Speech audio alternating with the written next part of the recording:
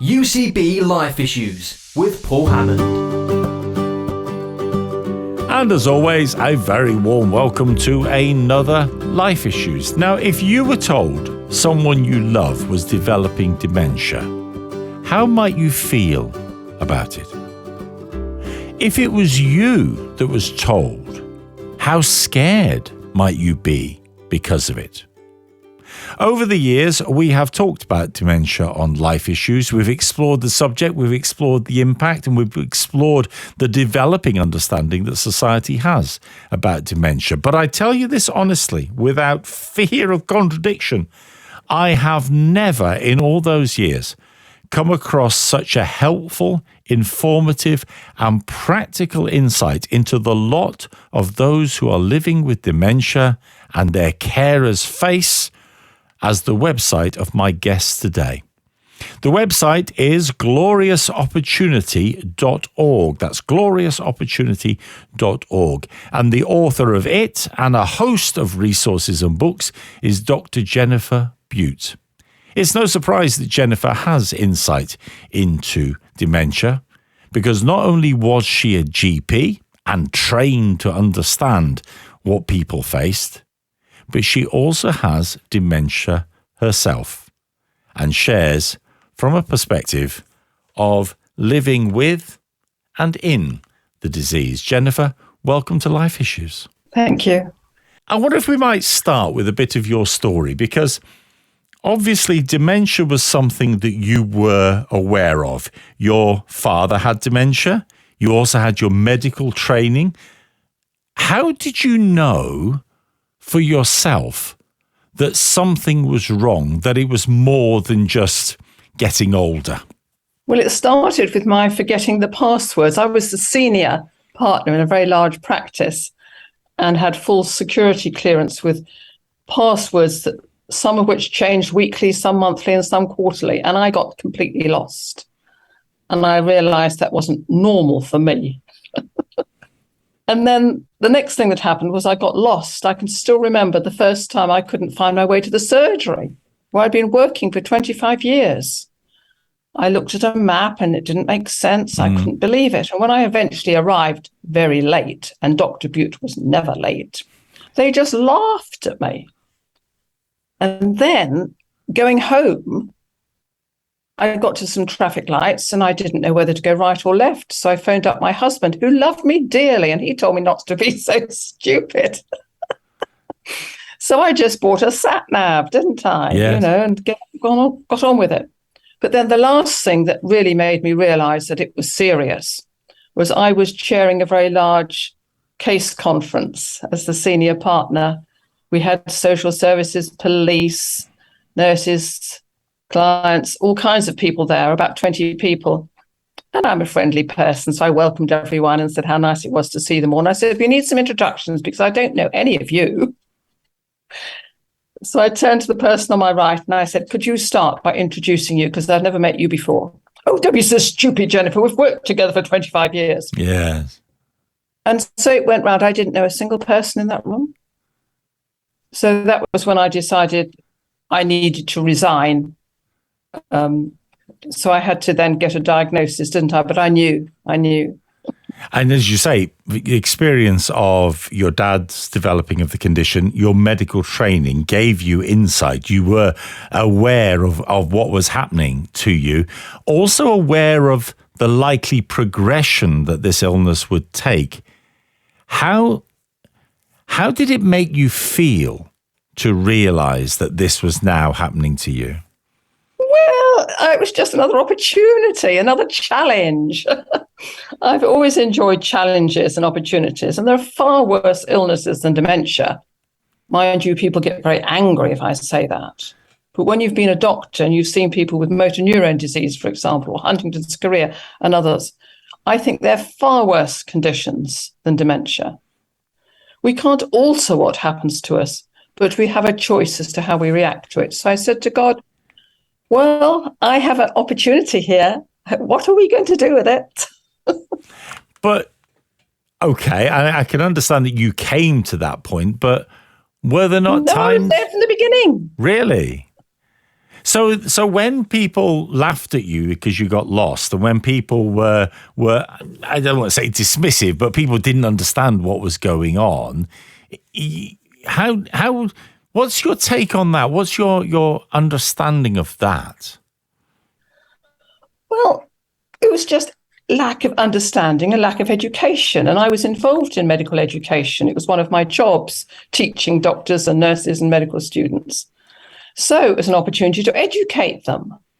And if someone doesn't realize that they don't know, they need a situation in order to find out that they don't know. So when people didn't realize that there really was some difficulties, well, that was an opportunity for me then to enlighten them, wasn't educate them. So from your point of view, was there a difference between observing it as a GP and as a daughter? And then I think the phrase that you use in one of your videos on your website is you then are seeing it from the inside. What's the difference between observing it and then seeing it from the inside?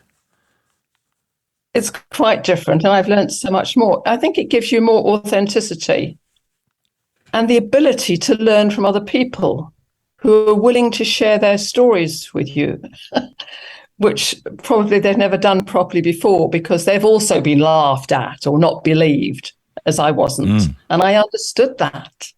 So I was able to say, oh, I know what it's like when no one believes you and everyone laughs at you and so on.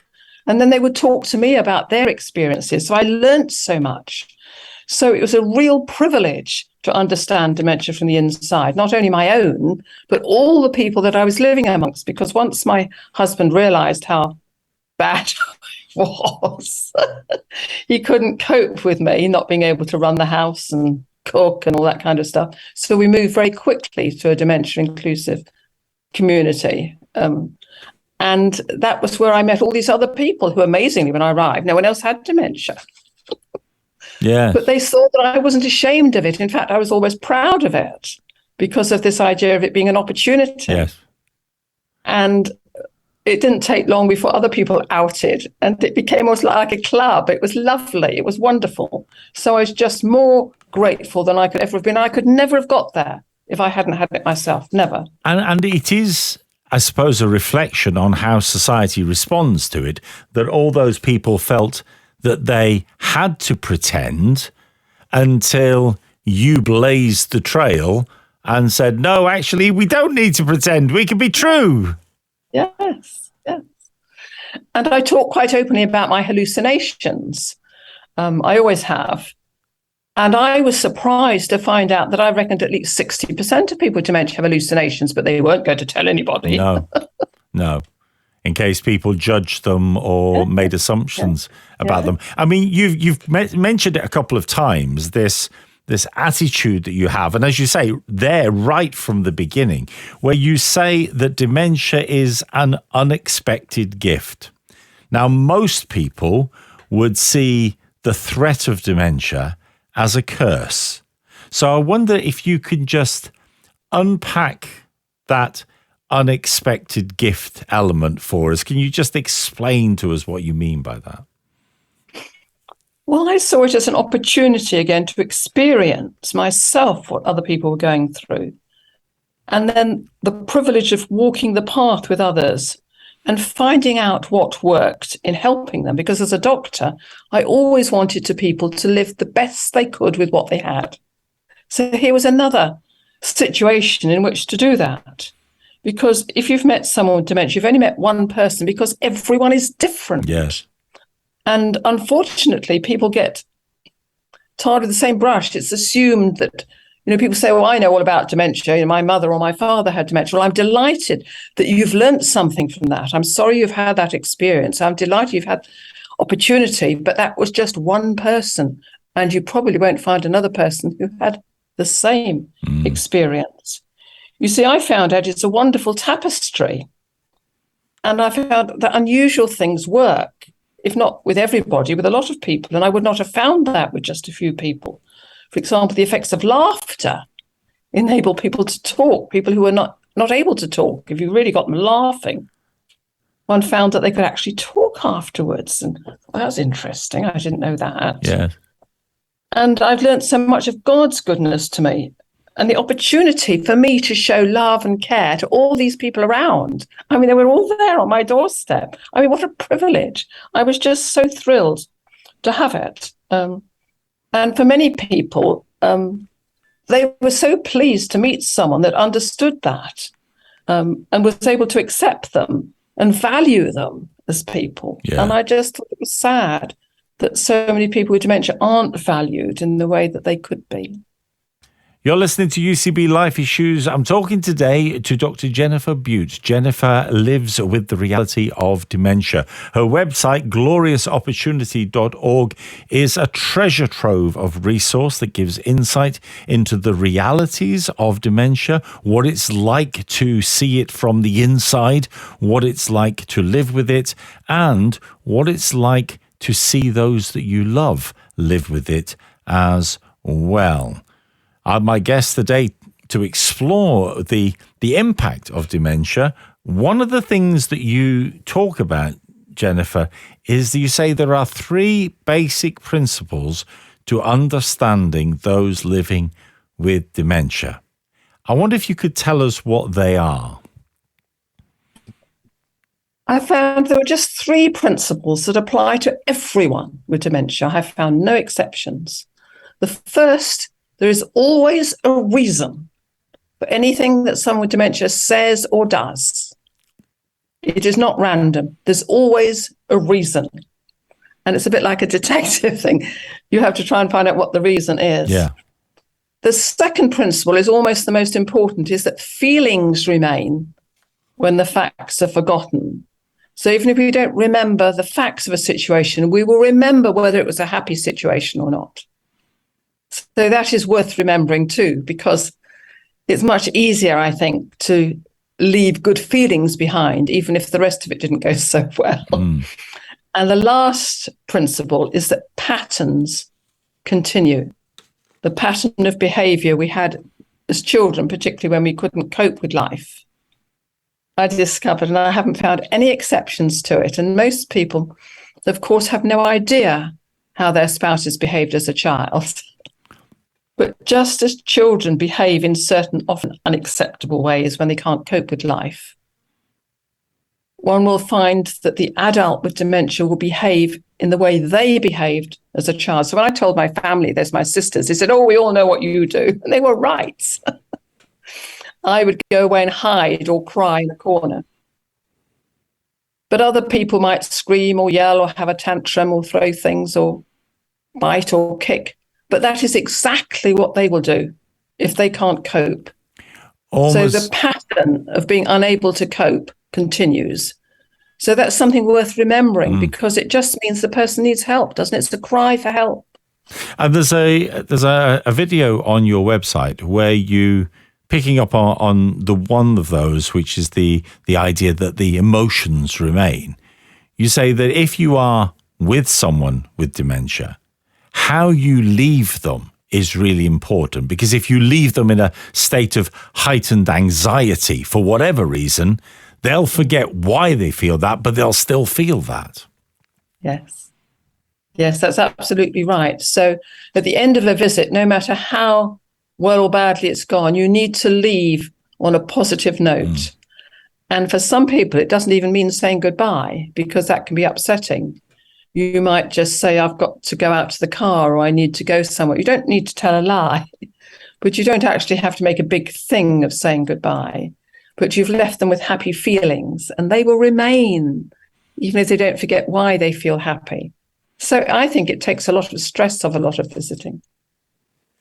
You make the point that it's important to remember that dementia is a physical condition and not just the case of getting old. I was fascinated by that point, because there is a danger that we diminish the reality for someone if we don't acknowledge that there is a substantive cause for it. If we just put it down to, well, you know, all of us are getting older, happens to us all, dear.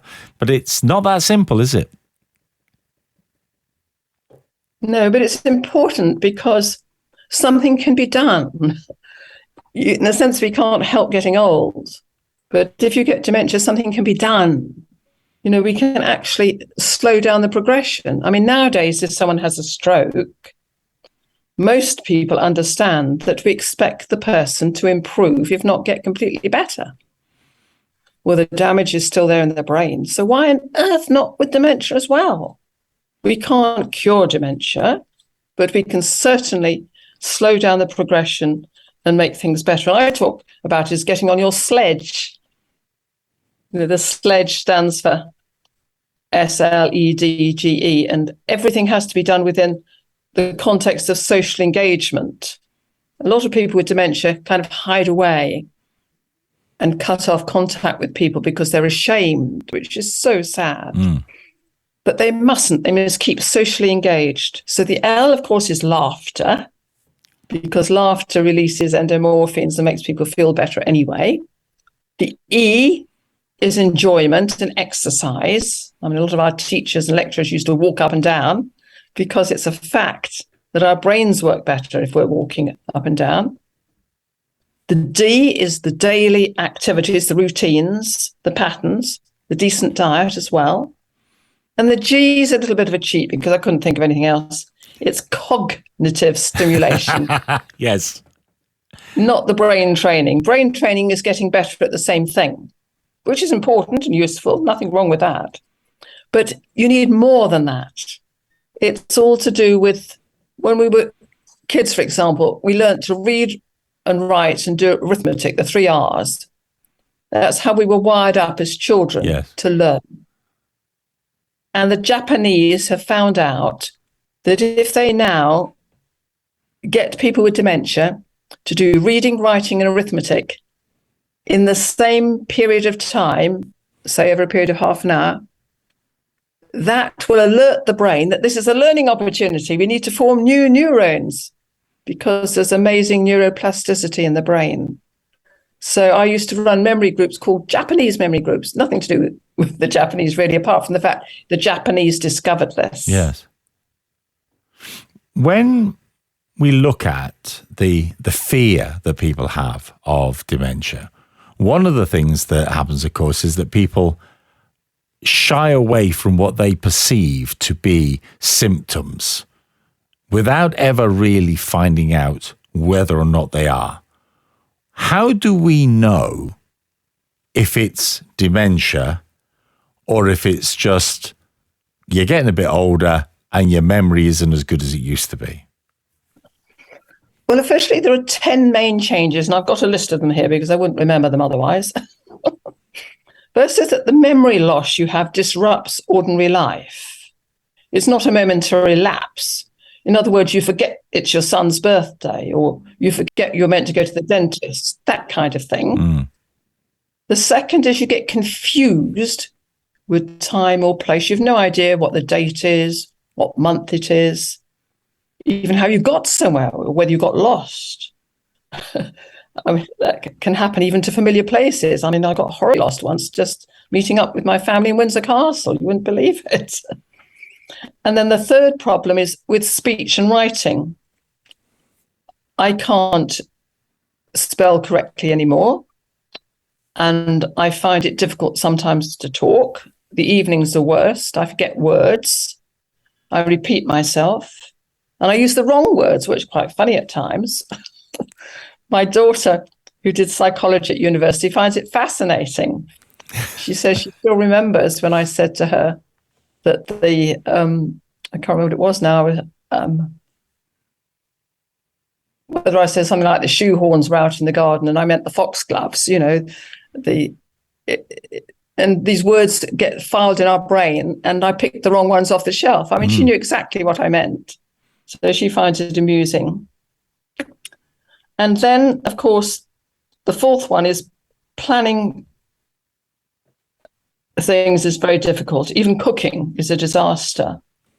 And I was so grateful to my family because, I can remember cooking my son some rock buns and he took a bite of one when he arrived and put them straight in the bin. And I said, why did you do that? He said, well, you forgot to put the sugar in.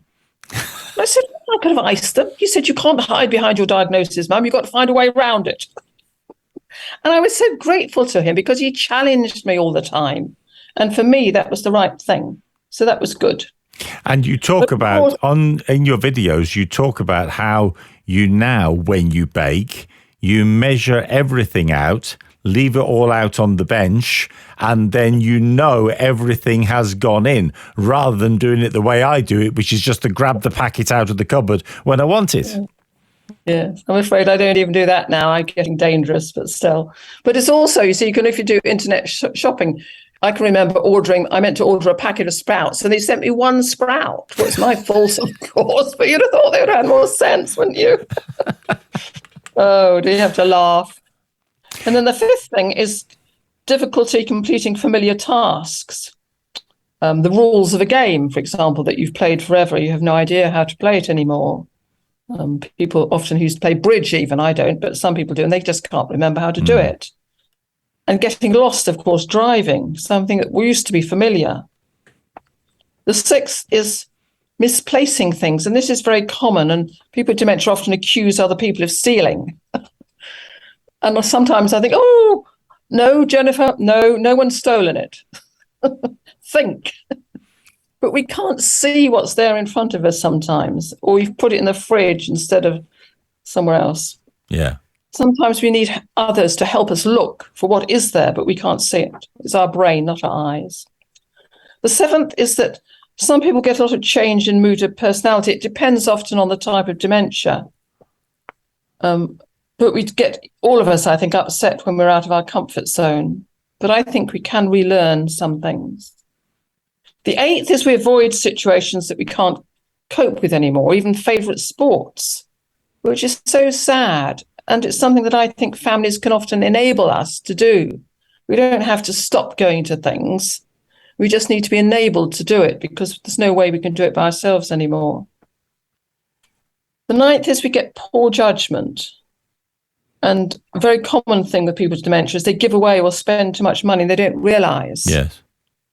It's something that the family needs to be aware of and to have arrangements with the bank to alert them if things are not going well. And some people then forget to look after their self-care. I mean, I have on my computer, because I'm computer literate, reminds me, when to change my bed or when to wash my hair, things like that, because I can't remember otherwise. And then the last one is visual spatial images. And that's certainly true. Quite a few people I know actually found out they had dementia because they were completely unable to drive their car into the garage anymore. They would bump against the wall each time because they hadn't. I mean, that's how Terry Pratchett apparently found out he had dementia. And our reflexes are slower, so driving becomes very dangerous because we don't remember in time things. And then difficulty with reading. I used to read a lot and I can't easily, but it doesn't matter. I listen to it instead. And one of the interesting things for me, listening to and watching some of the resources and videos that you've done, you talk about the way in which perception of sight can be affected by dementia. Now, I had never heard this before. In all the years that I've been talking about this, Jennifer, I had never come across this before at all. But it makes such sense that actually the way that sight works, not in that there's a problem with the eyes, but the way that the brain interprets the image, actually creates some of the things that people with dementia get criticised for, like putting your food on the table instead of on the plate. Can you explain that to us, please? Yes. Well, I can remember when a family member told me that a cousin who had dementia came to visit her and how she put the jam on the tablecloth. And I said, oh, yes, you had a white tablecloth, didn't you? Yes. And you had your best white tea service out? Yes. Well, I said, she didn't know where the plate finished and the cloth began. Yeah. We need contrast. It's not the colour, it's the contrast between the colour. And it's the same often, particularly for men in the bathroom, putting it bluntly. Yes. It's nothing to do with what you want to do or can't do. It's the contrast you need. So if you've got a light-coloured bathroom floor and you've got light-coloured toilet, then there's every likelihood he'll miss. Exactly. Yes, yes. And you see, I think that is something that is so once it's explained, it is so obvious. Like somebody said to me, if you've got stone tiles, don't put black mats down because it looks like a hole in the ground. We just never actually stop and think about these things. One of the things that you make very clear is that there is an awful lot can be done to bring hope and purpose for people living with dementia. You talk about how technology can help. How have you discovered that technology can improve things?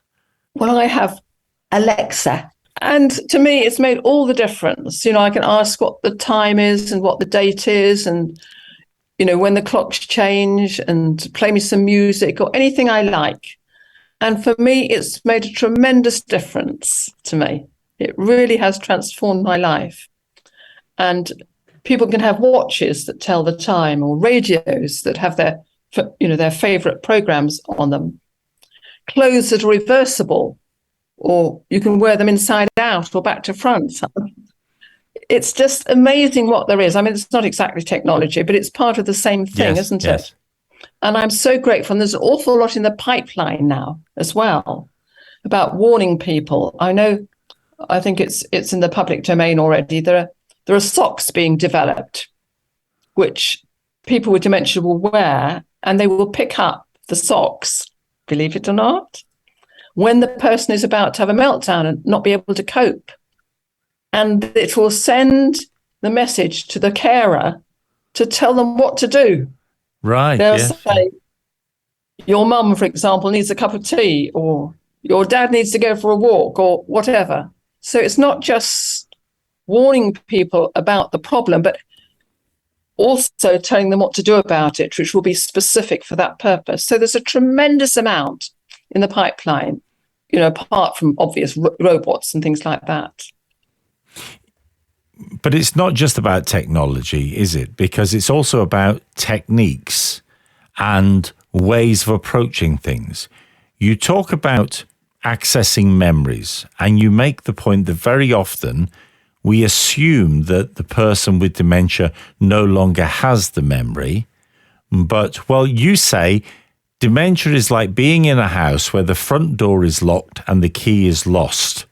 So how can I help someone who is stuck in that house, Jennifer? Well, I often ask people, what would you do if you went around to have a cup of coffee with someone and rang the doorbell and they didn't answer? Sadly, some people say they would just go home. And that, sadly, is what a lot of people with dementia do. They say, there's no point talking to you today. You obviously don't know anything. It's not true. And if you really wanted to go and visit someone and you couldn't get a reply from the door, if you were concerned about the person, you would wonder, have they fallen down? Have they hurt themselves? You know, you'd look through the letterbox, you'd go round to the back door, you'd look in through the window, you might get a ladder. So figuratively, we need to do the same thing for the person. We need to find another way of letting them know that we care, finding another way to access that memory.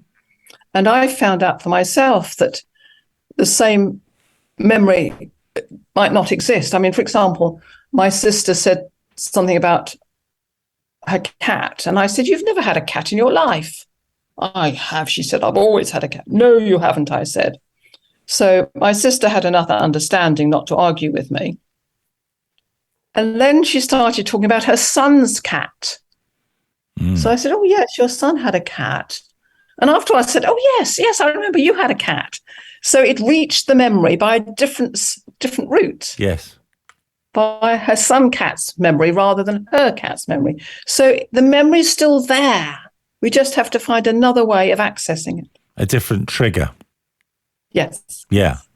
And you talk about some of the strategies that you use in connecting with people, and you use them not just for yourself, but also in how you connect with others. And I wondered if we could explore some examples. And there is a place in one of the videos where you talk about how you talk to someone who is not using, if I might put the term, clear words in their vocalization. They are talking gobbledygook.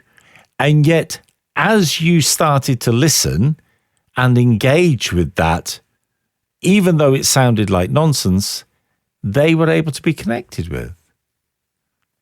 Yes, well, there are 7 different ways I've now discovered to enable someone to talk. And it's one of my specialties, I think, now. If someone says, oh, so-and-so is not talking anymore, I think, let me see what I can do. And it's so exciting to be able to enable them to talk. And the sad thing is so many people just don't bother. They assume the person is stuck. But if you're playing a gramophone even and the needle gets stuck, you don't just let it get stuck all the time. You do something about it, don't you? You move the needle.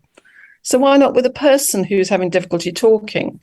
So someone talking gobbledygook, I mean, that's one of the most difficult ones to do, but you have to talk with the same emotional cadence that they're using. If they're very excited about something, they might be so excited that they can't talk sense, but you can tell they're excited. And if you've got a vague idea what it's about, then you can start talking very excitedly in exactly the same way about the subject that you assume that they are also wanting to talk about. And people with dementia, we copy each other. We're like mirrors. So I'm copying their emotion, and of course, feelings matter. So they will then start copying some of the words I'm using. So I try and copy some of the words they're using. And any word that I can use in my conversation that they're using, I will use. And they will slowly do the same thing. I can remember doing this with one lady in a minibus that we were traveling on, and everyone else thought I was daft. And I said, wait and see. And after about 10 minutes, the lady who had been talking gobbledygook spoke 2 normal sentences that everybody could understand. Amazing. So it is possible to do it. Yes. You also talk about the importance of picking up the meaning behind the questions. And when you talked about the 3 basic principles for people with dementia, you said there is a reason, there is a meaning behind everything. One of the most common examples and experiences people have of dementia is people asking for the same thing over and over again. I want to go home, for example. And you very clearly pick up on, actually, that doesn't necessarily mean they want to go back to the house they grew up in. Can you explain that to us? Yes, it's the meaning behind the question, isn't it? So if someone says to me they want to go home, and I know they're living in a place where it's meant to be their home, I would say to them, well, what's special about home? Why is home so special to you? There's no point using logic and saying, well, you are home or you can't go home. So they would then start talking about home, and you'd get to understand, was it the security, the familiarity, someone being there to welcome them? So you would learn something about them in a way that helped you then to make them feel more at home where they were. And, someone asked what the time is. Well, we couldn't care to who's what the time is. But the only reason we ever want to know what the time is because we don't know what we're meant to be doing, or we might be meant to be somewhere. So if I ask what's the time, it just means, what am I meant to be doing now? And if I want to see my mummy and mummy is dead, there's no point saying, well, you can't because she's dead. You say, well, tell me about your mummy. How did she make you feel? And then you learn from that experience and try and then provide that feeling in some other way. And that applies, that idea of there is a meaning, there is a reason, that applies as well to things that, well, people talk about abnormal behavior, don't they, when you live with dementia? And understanding what's driving that, and maybe what's driving the anxiety of that, is absolutely critical, isn't it? Yes, and it can be so different. So I'm still learning.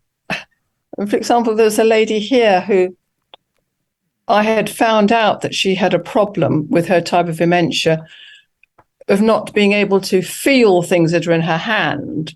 For example, I gave her a flower to put in a vase, and I put the flower in her hand and she just dropped it. And I knew she hadn't had a stroke.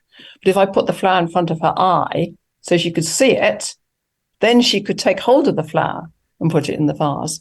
And the other day I saw her sitting at breakfast with her toast and the butter on the side, and she was just sitting there. And I knew exactly what the problem was. I went up to her and I said, "Oh, you got some lovely hot toast." "Yes." I said, "Well, you need some butter on it, don't you?" "Haven't got any." Because she couldn't see it. I mean, it was there, but she could see it, but she couldn't relate it to the toast.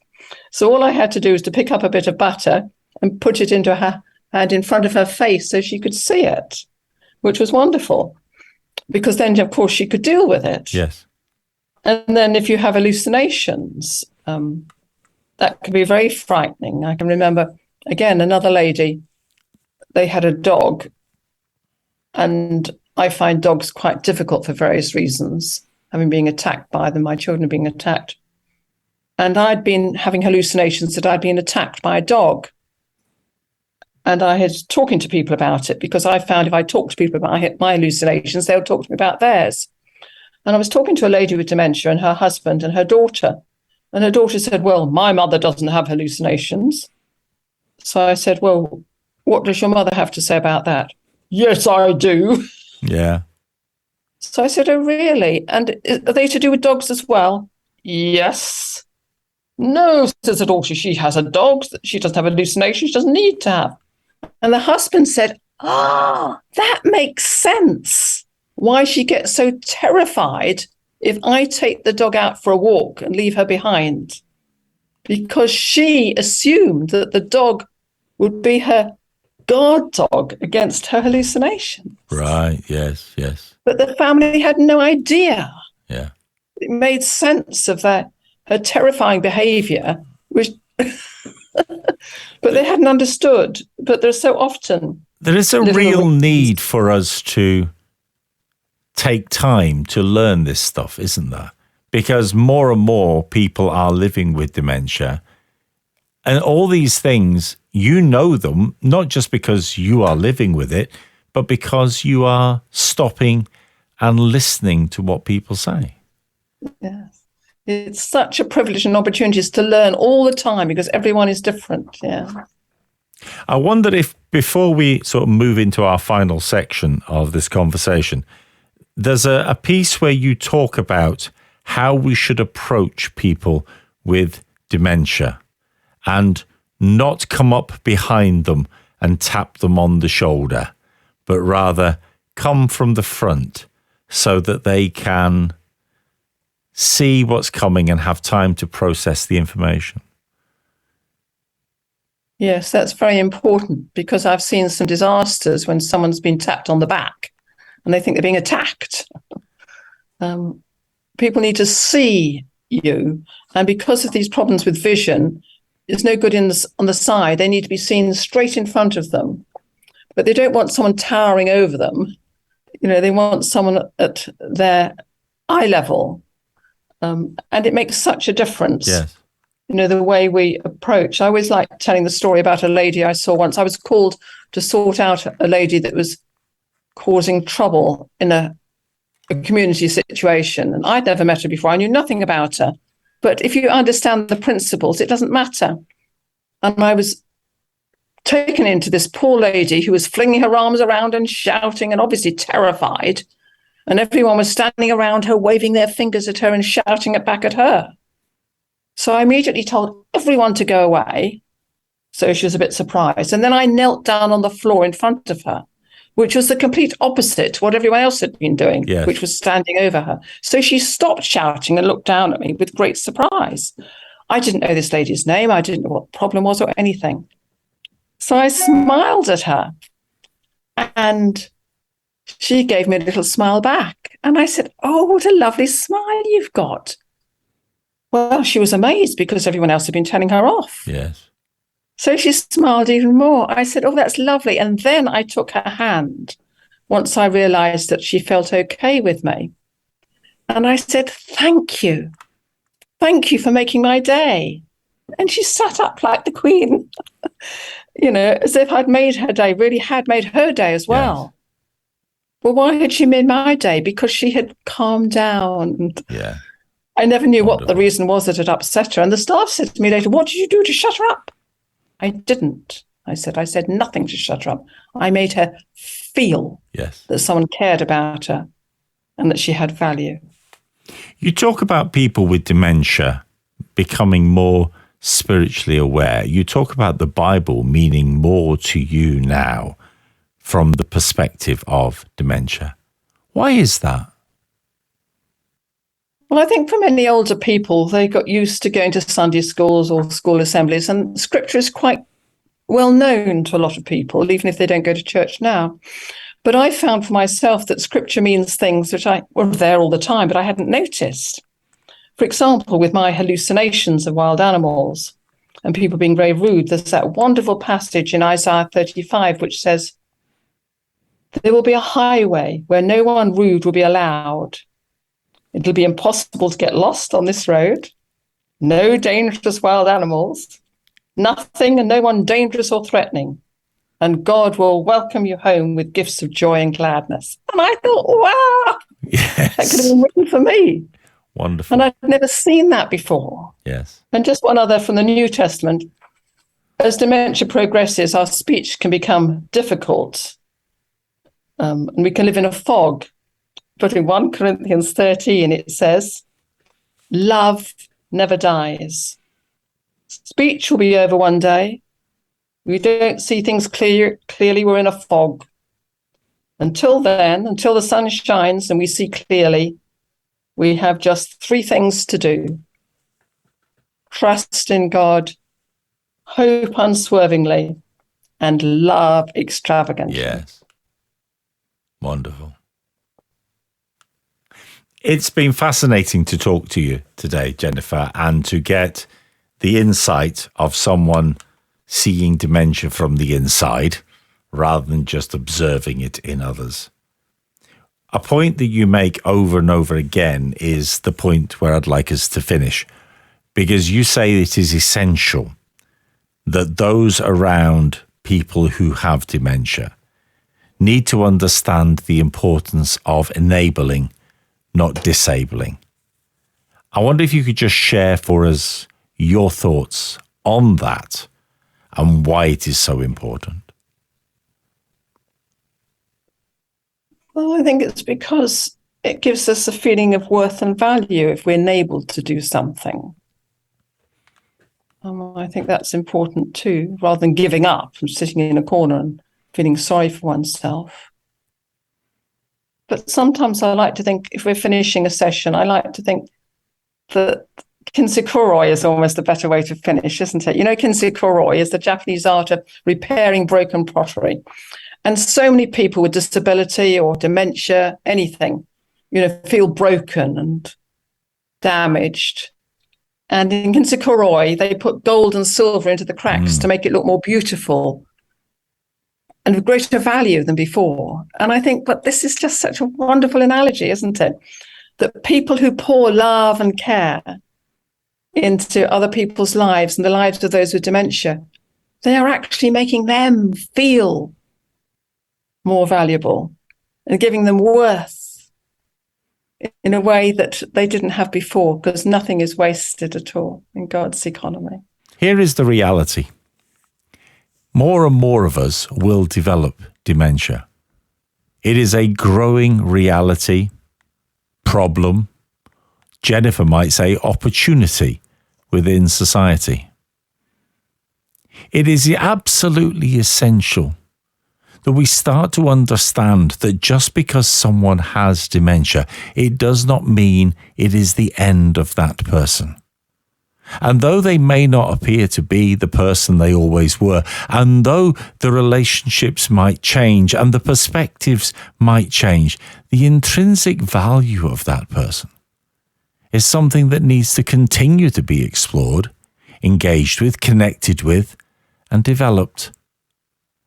And all of us will be the richer if we can do that. I want to heartily recommend to you Jennifer's website, gloriousopportunity.org. Her insights into the reality of living with dementia are astounding. I have had my eyes opened by them. And her passion to see God in her life as she lives with dementia is an inspiration to all of us. gloriousopportunity.org is the website. Have a look at it for yourself. Dr. Jennifer Bute, it's been lovely to speak to you today. Thank you for joining us. Thank you. I'm Paul Hammond. This is Life Issues. Why not join me next week for another one? Ta-da.